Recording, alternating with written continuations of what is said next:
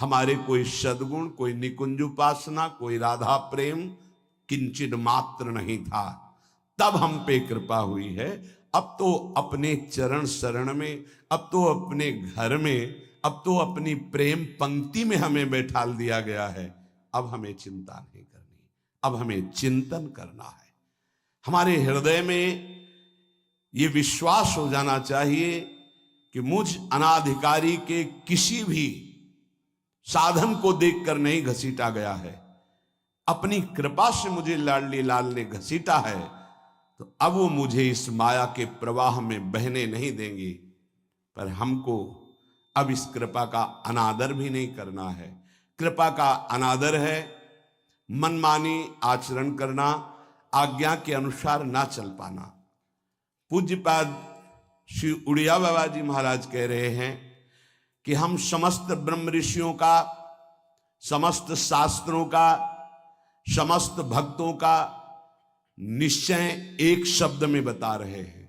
समस्त शास्त्रों का, ब्रह्म ऋषियों का, महर्षियों का, भक्तजनों का निश्चय एक शब्द में बता रहे हैं कि भगवत चिंतन निरंतर यही विधि है और जगत चिंतन ना होने पावे यही निषेध है। इतना है सार बात।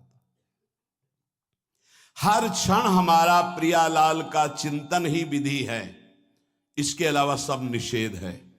जगत में पूरा ब्रह्मांड सब आ गया, प्रियालाल को छोड़कर और कुछ हमारा चिंतन हो ये भारी निषेध है। उपासक समझ नहीं रहा है। चिंतन छोड़कर के तुम्हारा जो समय बर्बाद होता है, तुम उसकी कीमत जानते हो? वो तब पता चले कि जब ऑक्सीजन लगता है कि श्वास कितनी कीमती है। एक श्वास लेने के लिए प्राण व्याकुल होने लगते हैं। तुम आराम से श्वास ले रहे हो, व्यर्थ में जा रही श्वासें। अरे भाई, अंतिम समय किस समय है हमें पता नहीं, और अगली योनि कौन मिलेगी ये भी पता नहीं। तो अब हमको अपने चिंतन को संभालना है। संपूर्ण ऋषियों का, शास्त्रों का, महात्माओं का, भक्तों का एक सार शब्द है, आराध्य देव का चिंतन ही विधि है और सब निषेध है। जगत का चिंतन निषेध है। जब साधक उपासक जगत चिंतन का परिणाम, ये जो देह है, अशांति है, चिंता है, दुख है, जगत चिंतन का परिणाम ये देह है, बार बार बदलेगी अगर जगत चिंतन में रहोगे। चिंता, शोक सब इसी से ग्रसित है। देखो, जब हमसे अपराध बनते हैं, पाप बनते हैं, तो बाहरी दंड जो मिलता है, अंदर दंड मिलने लगता है। निगेटिव विचार, नकारात्मक सोच मार देती है आदमी को।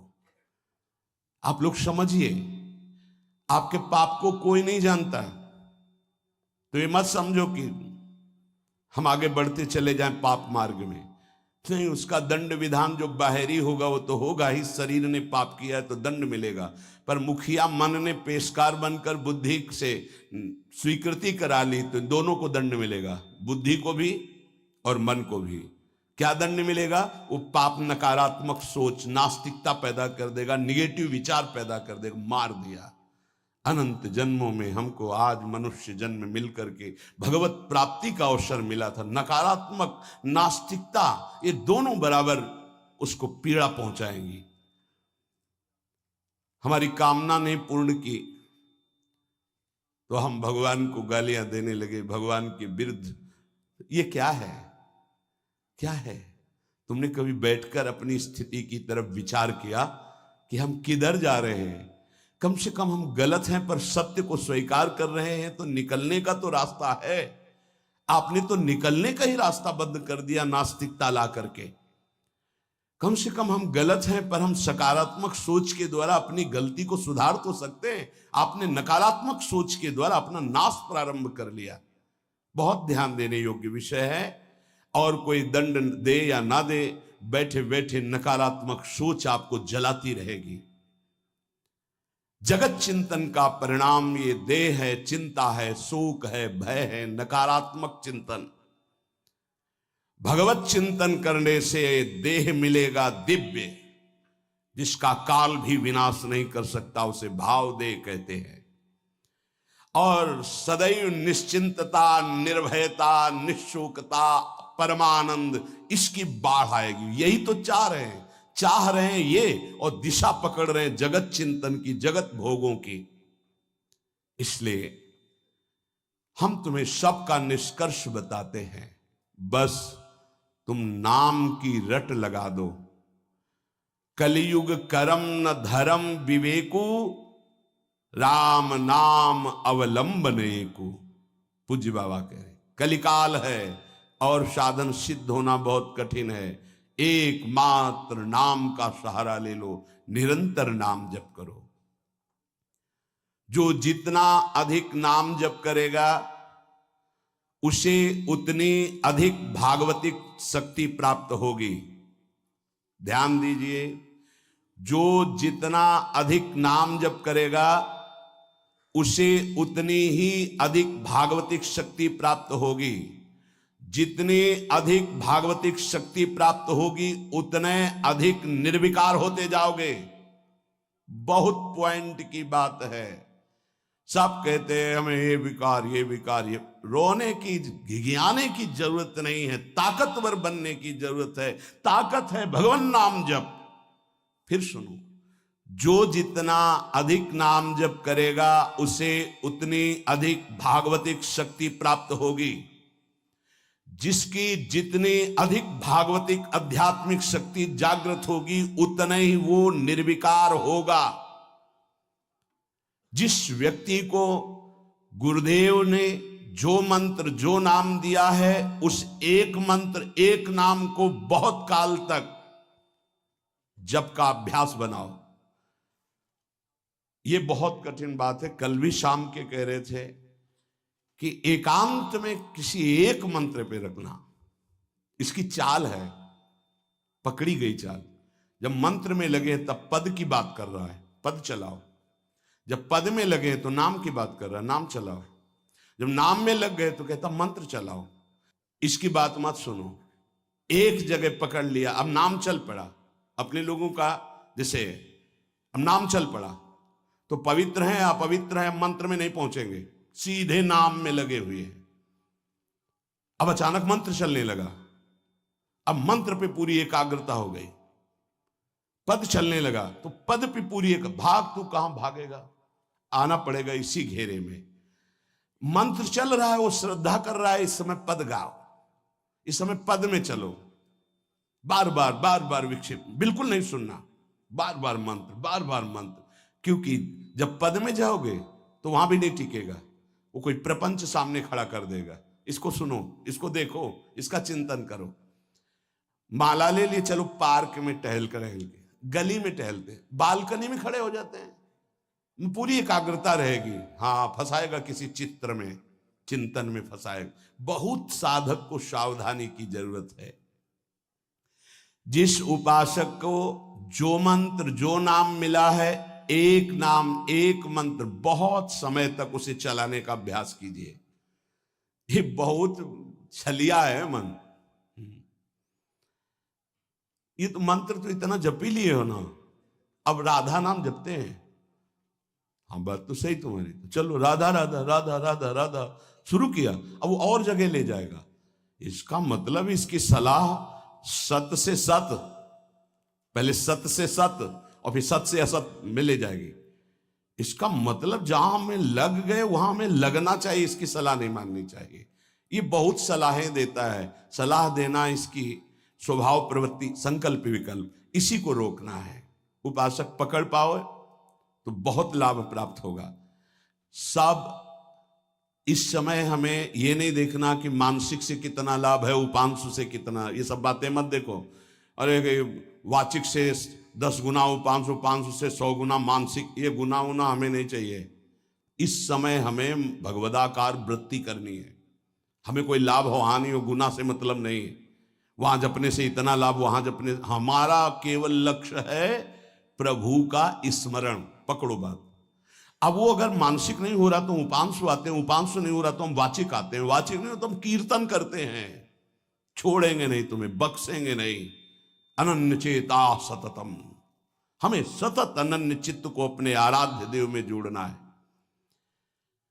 जिस उपासक में भोगों की त्याग वृत्ति अधिक है वो बहुत जल्दी सिद्ध होता है।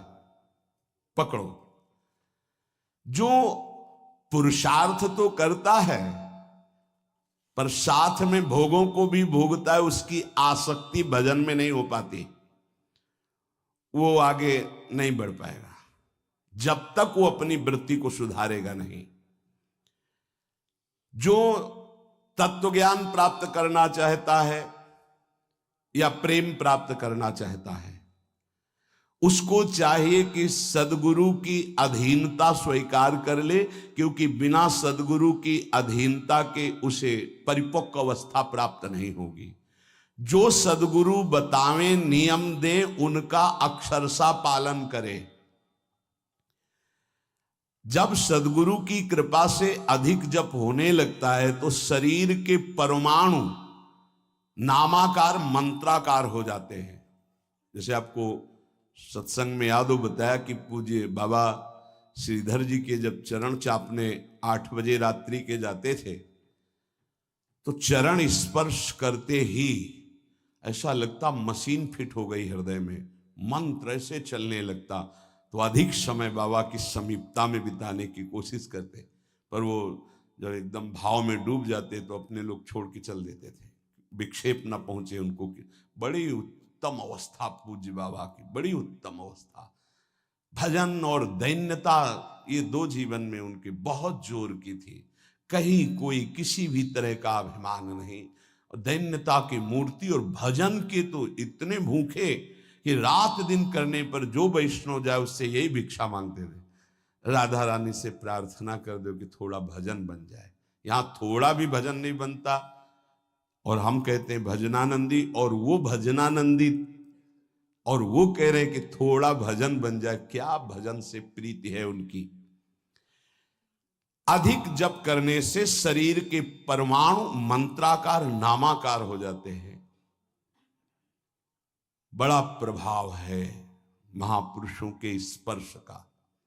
जीवन भर के लिए बात समझ में आ गई कि महापुरुषों का शरीर पांच भौतिक नहीं होता, वो दिखाई देता है।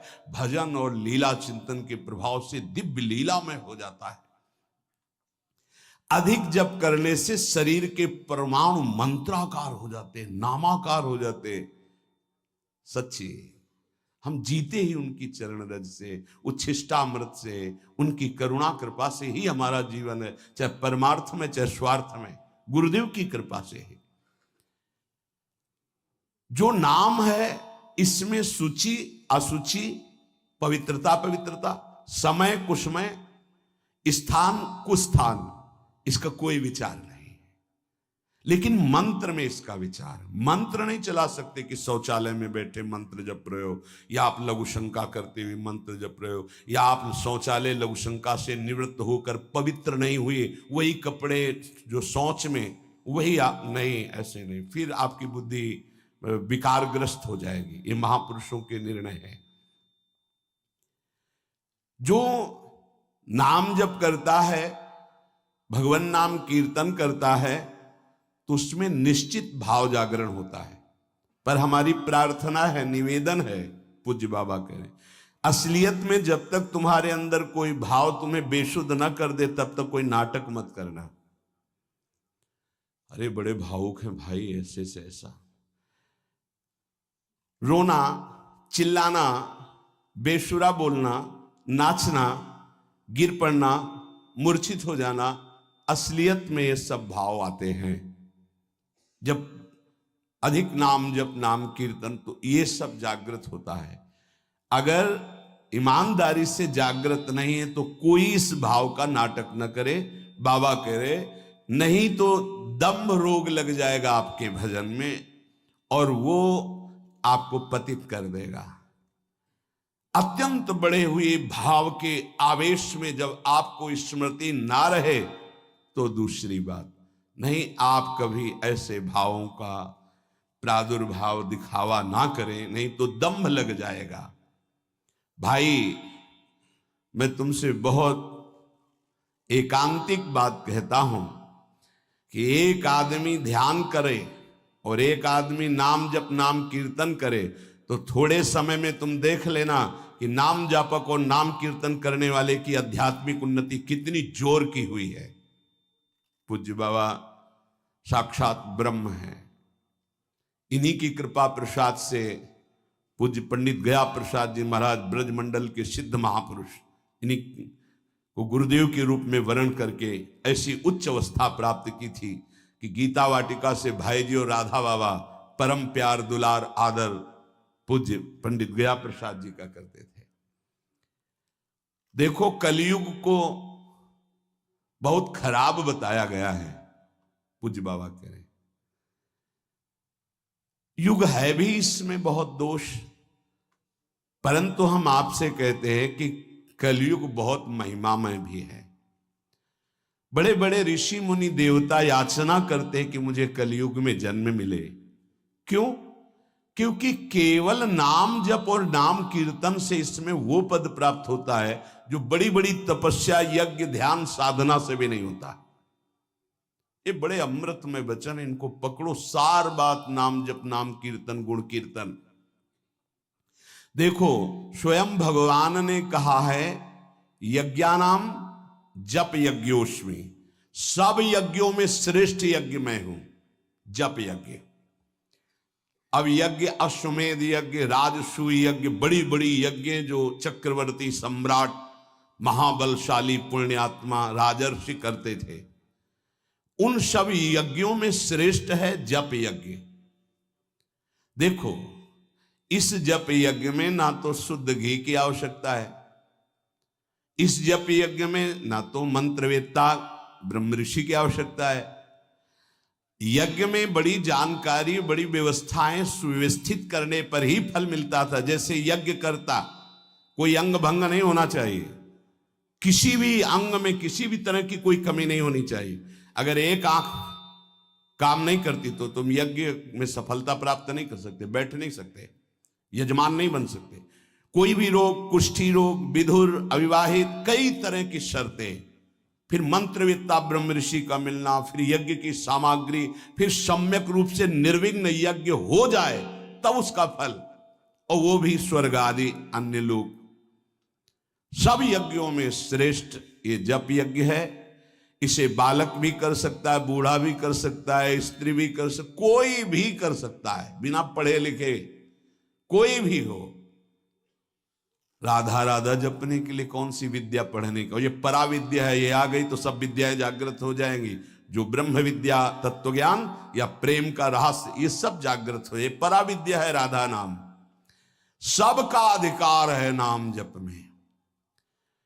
मैं अपना अनुभव कहता हूं, पूज्य पादुड़िया बाबा जी का अनुभव, केवल नाम जप और जितेंद्रियता से सब कुछ प्राप्त हो जाएगा। पूज्य भाई जी का मैं अपना प्रथम और अंतिम अनुभव कहता हूं कि एक नाम जप का तुम नियम लो, निर्वाह करेंगे भगवान, और तुम्हें निश्चित भगवत प्राप्ति होगी। भाई जी का अनुभव। पूज्य पाद उड़िया बाबा, मैं अपना अनुभव कहता हूं कि नाम जप और जितेंद्रियता से सब कुछ हो जाएगा।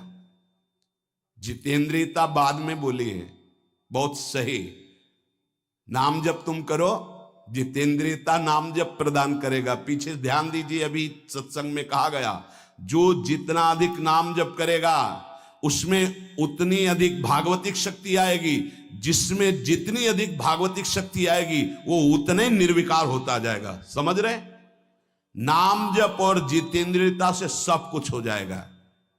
तत्व ज्ञान प्रेम ये कलयुगी जीवों की समझ में आने वाला नहीं। नाम जप करो, तत्व ज्ञान भी हो जाएगा, प्रेम भी प्राप्त हो जाएगा।